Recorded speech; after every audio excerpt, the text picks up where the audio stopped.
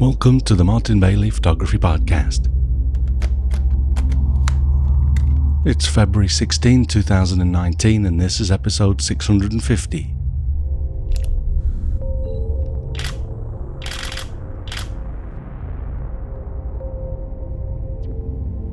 Having just shot my 2-week Hokkaido landscape tour and the first of my 2 Japan wildlife tours with the Canon EOS R, today I'm going to share my thoughts on Canon's first full-frame sensor mirrorless camera offering.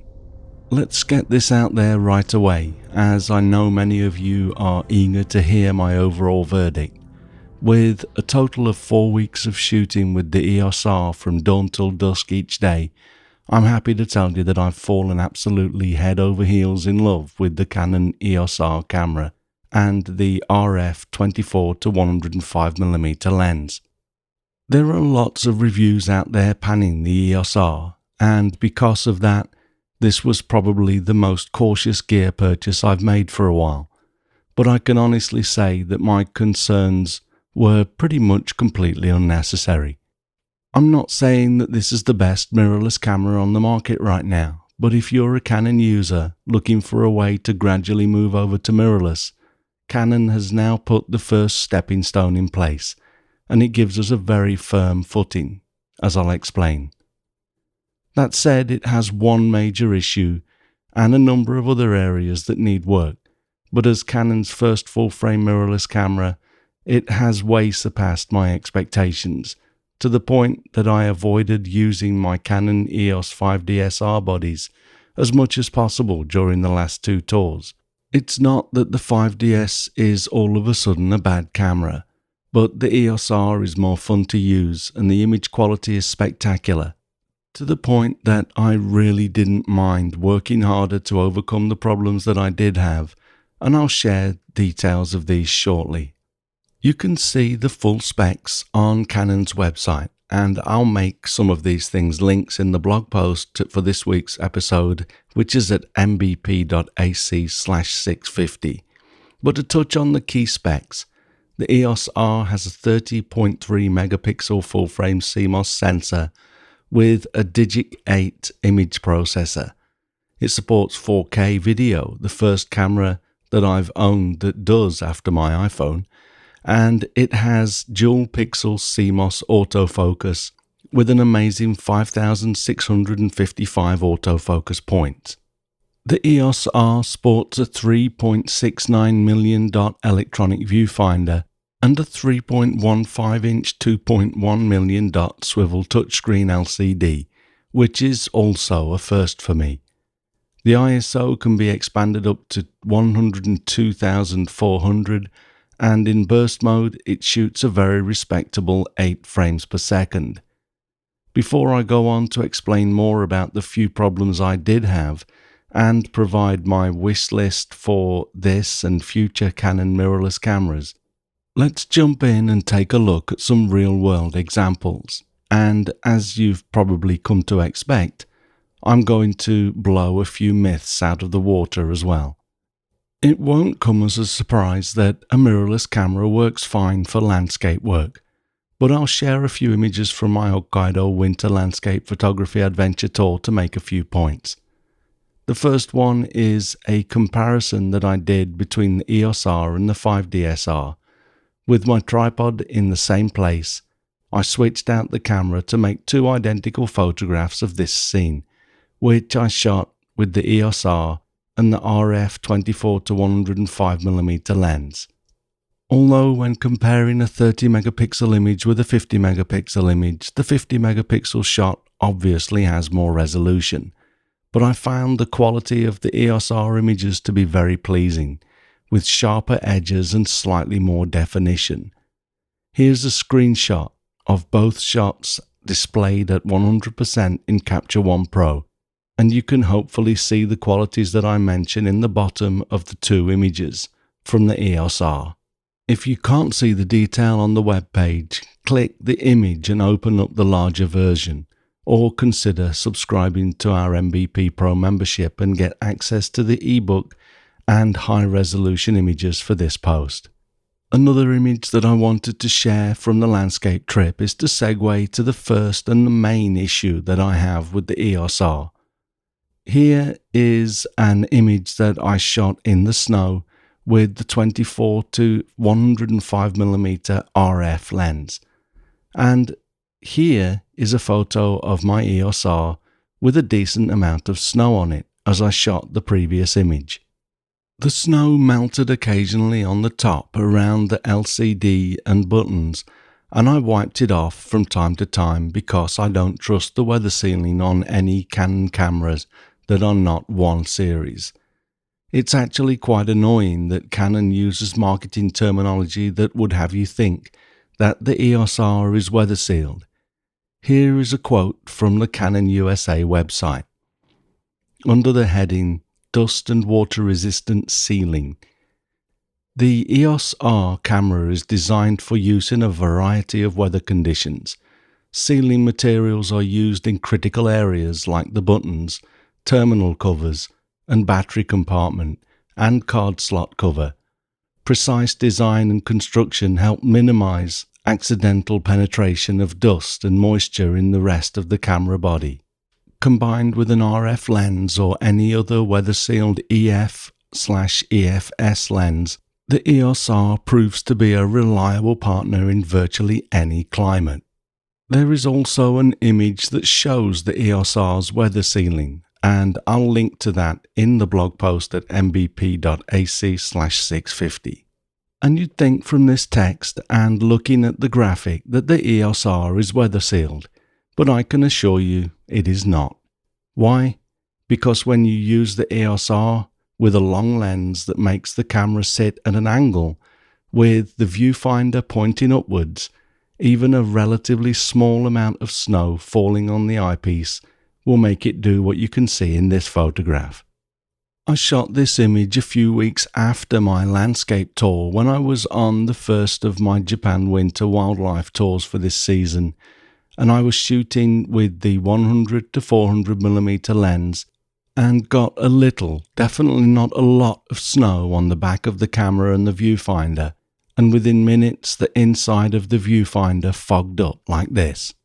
I had decided to take just the EOS R to photograph the snow monkeys, and I'll share some images in a moment, but on the main full day, when it snowed the entire day, the viewfinder fogged up shortly after I started shooting, and then in the afternoon I got a second layer of condensation that you can see in this photograph, which is formed over the first. I literally had to shoot the entire day looking through the small gap at the top or bottom of the fogged area of the viewfinder. A week later, the next time I used the EOS R in the snow, literally within 5 minutes it fogged up again, as you can see in this photograph. Seriously, I had the camera in the snow for around 5 minutes to shoot our group photograph for the tour, and as soon as the snow hit the back of the camera, it fogged up.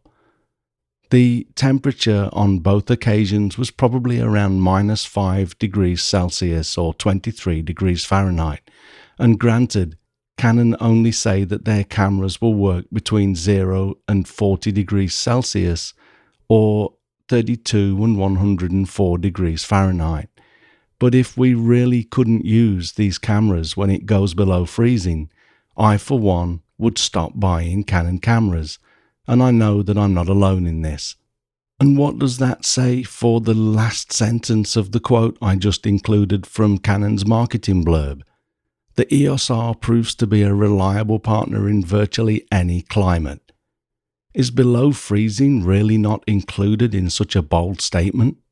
I would also like to add that the EOS R actually works very well in the cold. On 2 consecutive mornings on the wildlife trip, I used the camera at -23 and -25 Celsius, which is -9 and -13 Fahrenheit respectively, and there was absolutely no problem at all. No fogging, no problem with the battery, nothing, it just worked. So cold is not the problem. It's snowed that's the problem. Regardless of the fact that Canon shows a diagram of weather sealing around the viewfinder in their marketing materials. This, mind you, was the only serious issue I had with the EOS R. Okay, so rant over. I'll get off my soapbox now, and we can look at a few more example images. And we can come back to the other few issues that I have later on.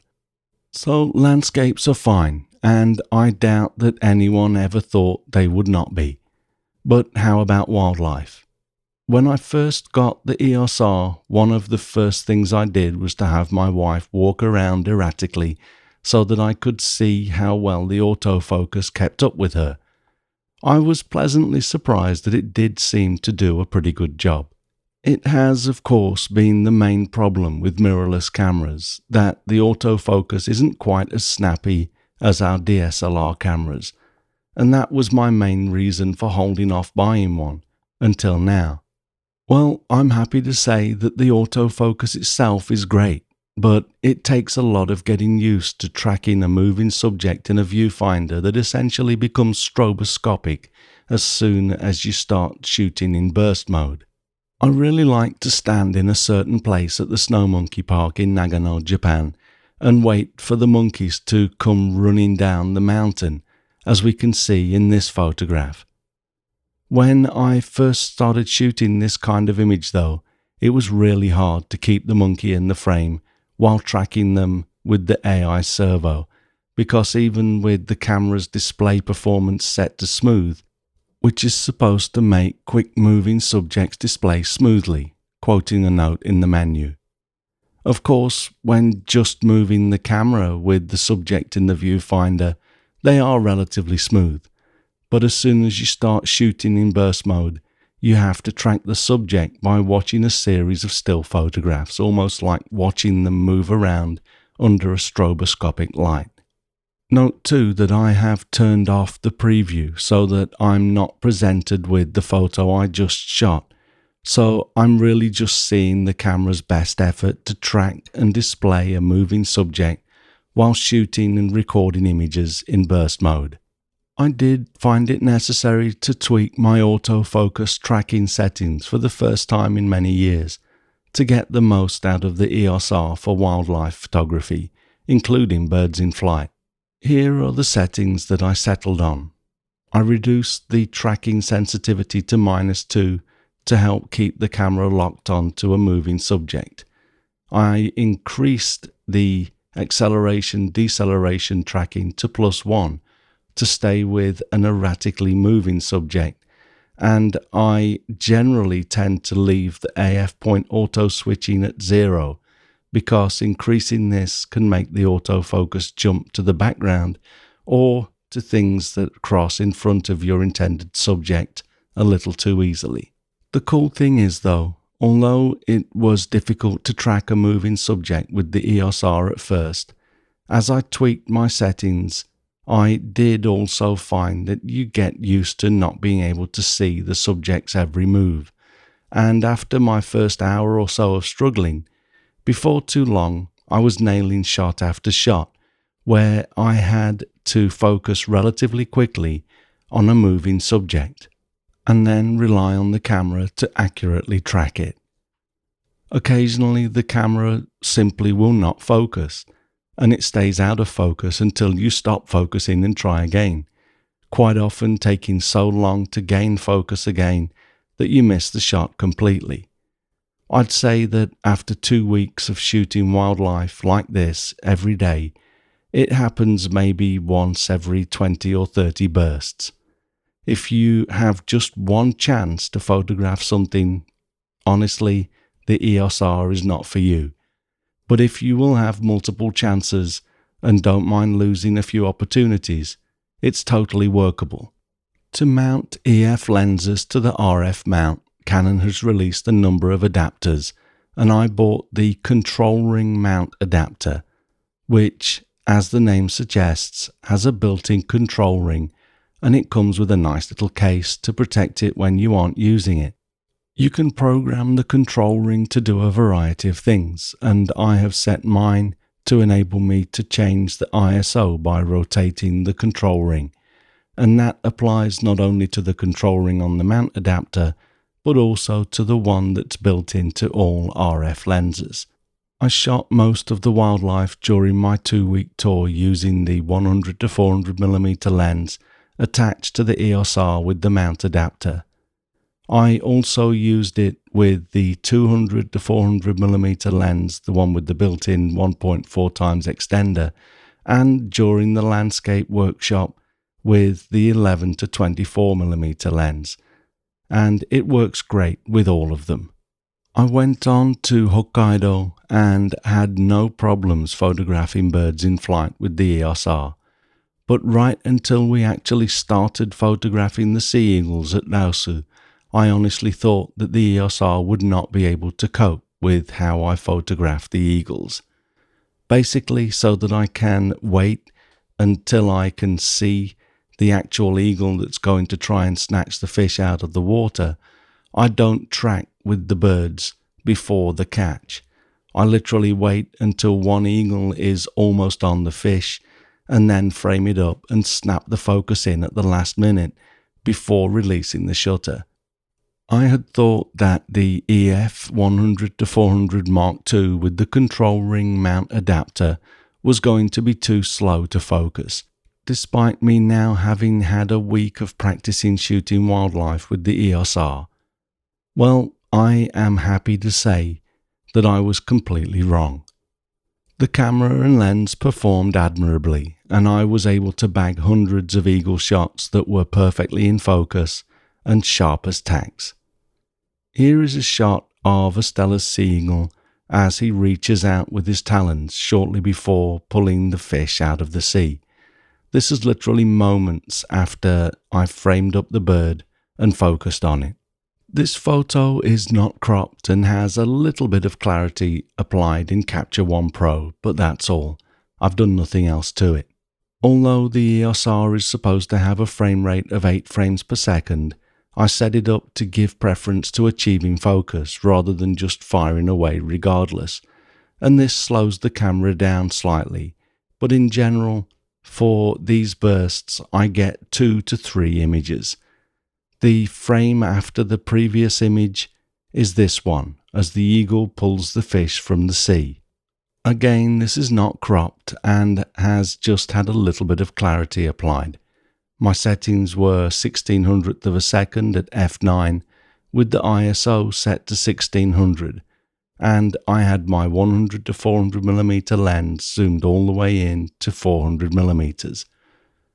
I was incredibly happy to find that I could shoot eagles just as I have been with my 5DSR, because to me this is my ultimate test of the robustness of the autofocus system on a camera. If I couldn't get shots like this, I'd need to own different types of camera bodies for different purposes, and when you travel overseas to do a lot of different types of photography, it makes life so much easier if you can just take 2 identical bodies.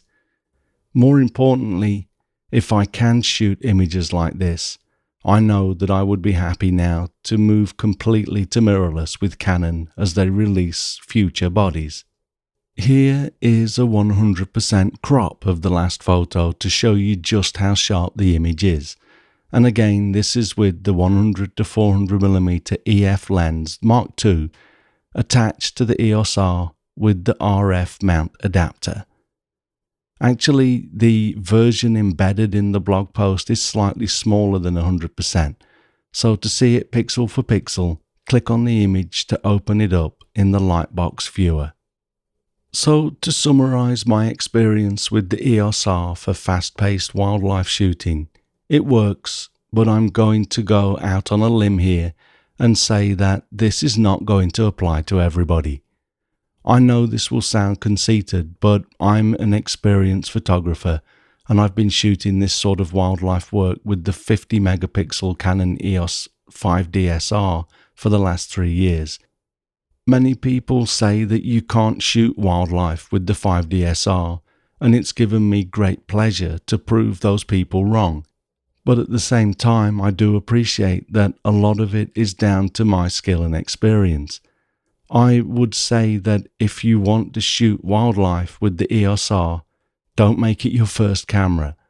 You'll want to own and be proficient at shooting wildlife with a DSLR before you consider using this camera.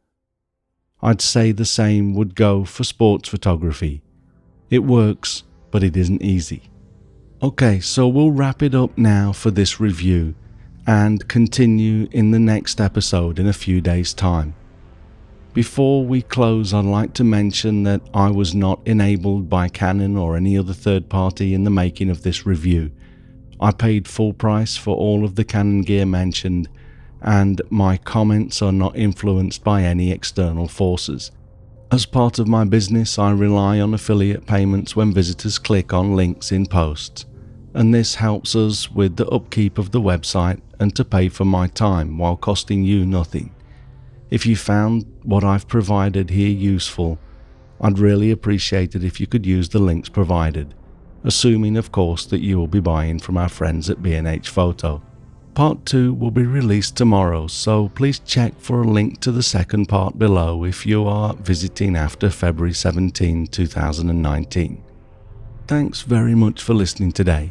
If you enjoy this podcast, please share a link with your friends. Subscribe in iTunes or your favorite podcast program to ensure uninterrupted delivery. If you have a moment to rate the podcast or leave us a review in iTunes, that helps to keep us relevant in the huge number of podcasts out there now.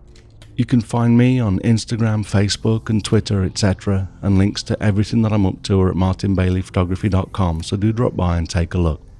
I'll be back tomorrow with that follow-up episode, but in the meantime, you take care and have a great week, whatever you're doing. Bye-bye.